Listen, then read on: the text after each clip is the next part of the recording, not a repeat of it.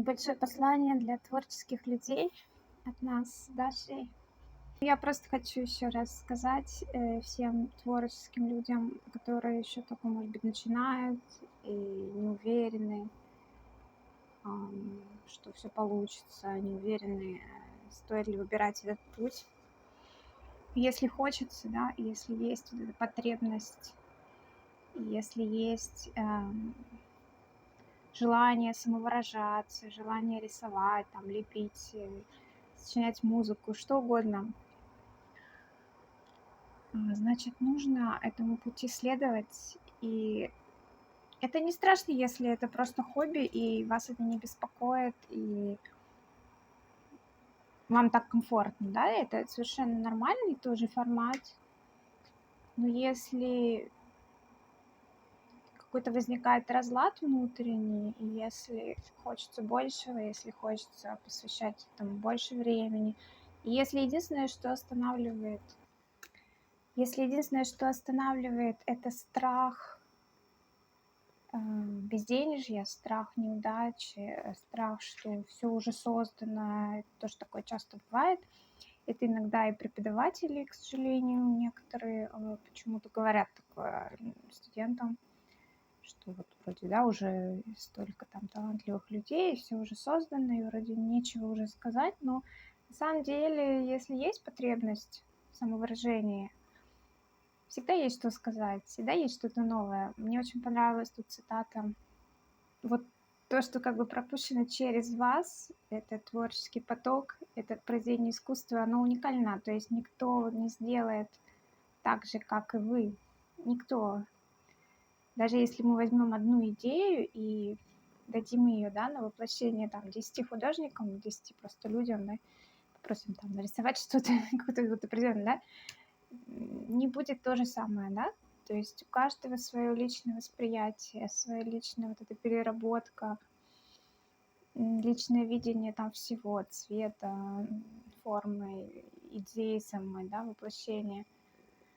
То есть просто хочется приободрить, наверное.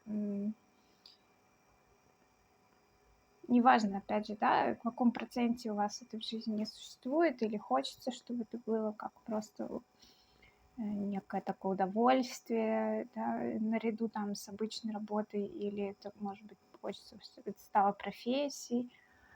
Это не важно, главное, чтобы вам было комфортно, главное, я сама это для себя понимаю, с каждым годом все более четко, хотя много лет этим занимаюсь, и, в общем-то, я еще в 6 классе сказала там всем, что я буду поступать в Академию художеств, но я поступала там в другую академию, это неважно, но я как бы, у меня была эта решимость и это ощущение, что я хочу быть художником.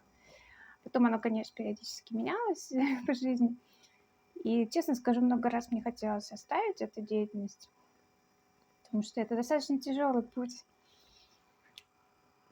Но вместе с тем, каждый раз, когда я пытаюсь уйти с этого пути, я понимаю, что нет. И внутри меня, и снаружи как бы вот есть ощущение сразу какое-то насилия и над собой, и нереализации своего потенциала. То есть главное не делать из страха что-то, то есть бояться, что что-то не получится, или бояться вот этот страх безденежья. То есть, ну, он и так может, безденежье и так может случиться, я вас успокою, да. То есть ничего не гарантировано, нету каких-то гарантий. Это видимость, что вот там какая-то офисная работа даст некую стабильность или там гарантии на будущее. Да ничего это не даст. В любую секунду вас могут уволить. Ну, предупредят там вас за неделю, за две. Ну, а смысл?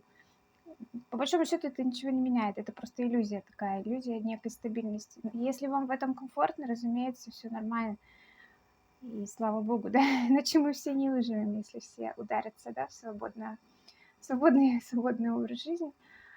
А, но если нет, если вы чувствуете, что вы себя где-то ломаете и в угоду вот разумным убеждениям вашим, или это могут быть часто, да, из семьи, там, каких-то таких реалистичных. Вот это вообще, когда мне говорят, там надо быть реалистичным, да, или там я реалист, мне сразу сопротивление, потому что за этим стоит другое мировоззрение. Я уже как в силу уже возраста не хочу с ним спорить и кого-то переубеждать, но для себя я решила, что я не готова себя больше ломать, потому что это сразу уже стало ощущаться и в виде каких-то вылезающих болячек, и то есть это не проходит бесследно, что я хочу сказать. Какое-то время, да, это проходит бесследно, но если это долгий такой вот период ломки себя и насилия над собой, такого внутреннего, хорошего из этого все равно ничего не выйдет. Вот. Поэтому надо просто найти нужный подходящий вам формат. А форматов на самом деле очень много. То есть здесь еще тоже вот иногда разговариваешь с людьми и понимаешь, что люди живут, да, какими-то представлениями, уже достаточно устаревшими, что вот есть только так или так. То есть либо ты там полный full-time, да, художник, либо ты full-time там рабочий в офисе. Ну, есть же варианты, есть между этим там еще миллион разных форматов, особенно сейчас, когда люди могут работать из дома, могут работать удаленно, могут путешествовать и работать. То есть можно работать, подрабатывать и иметь это как такую все равно профессиональную деятельность, но тем не менее, например, поддерживать ее каким-то заработком, не связанным с искусством. Это тоже совершенно нормальный формат, и многие художники так живут, и ничего там тоже нету постыдного. Это, наоборот, дает некую свободу, часто для тех, кто не хочет подстраиваться под какие-то ожидания зрителя и пытаться, да, сделать что-то как бы специально на продажу. У меня вот так не получается. И если я чувствую тоже, если я пытаюсь что-то сделать на продажу как бы специально, вот как бы как другие, у меня и как-то энергии на это нет, и оно не продается. А продается, например, то, что совершенно и не было задумано для продажи. Вот.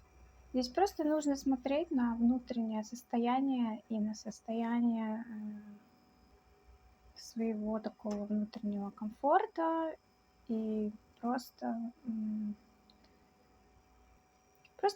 искать свой формат жизни, вот где вам будет хорошо, и вы будете, режим у вас будет именно тот, который вам подходит в вашей там физиологии. И все остальное.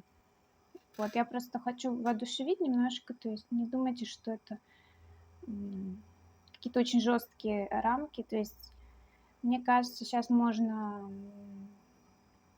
с этим экспериментировать, то есть мне не кажется, я сама этим занимаюсь все время, всю жизнь, можно сказать, да, и я работала и в офисах, и я работала и не по профессии, и любой формат относительно определенного этапа жизни, он вот может иметь место быть, и мы же чувствуем, да, чувствуем, нам это подходит или нет. То есть здесь главное не сбиваться, вот, не слушать других, если люди не очень понимают. Это могут быть даже хорошие какие-то пожелания, да, но человек просто, он не на вашем месте, он не понимает, каково вам на этом месте. И он может из лучших пожеланий, друзья даже, да, могут вам сказать, там, да нет, да, там это страшно, озвучивая свои личные, да, опасения. Но здесь, к сожалению, работает только вот свои ощущения и советы скорее людей, которые тоже в этой ситуации находятся. И тут нужен, конечно, хороший круг общения, где есть единомышленники, потому что когда мы видим единомышленников, мы видим, что люди так, да, они вот так живут, они эту линию ведут, а все-таки, когда мы выстраиваем, да, эту линию и не сбиваемся на какие-то провокации жизни, как бы, да, на какие-то провалы, да, отсутствие денег, осуждение людей вокруг нас, да, партнер это может быть, который не понимает вас. Здесь тоже надо с этим, да, работать, если это есть.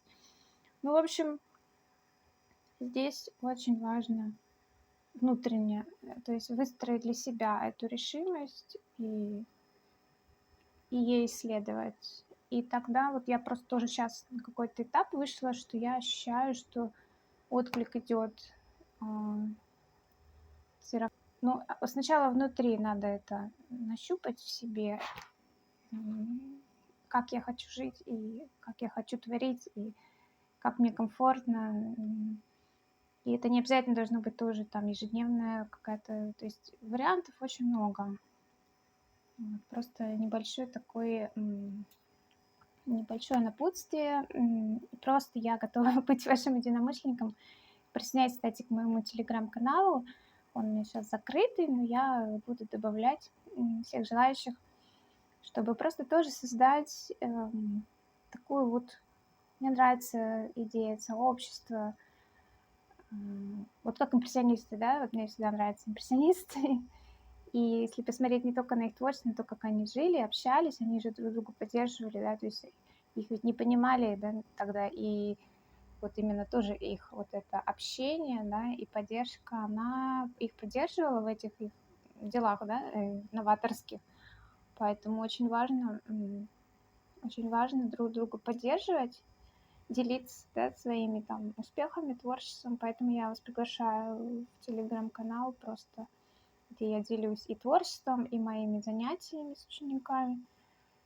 И, конечно, здесь тоже на Ютубе. И я давно не проводила никакие лайв-эфиры. Если тоже будут какие-нибудь интересные комментарии, и можно привести какой-нибудь лайв-рисование или что-то еще, я, в принципе, всегда готова что-то интересное такое сделать. Всем желаю творчества, творческой самореализации. И оставайтесь на связи.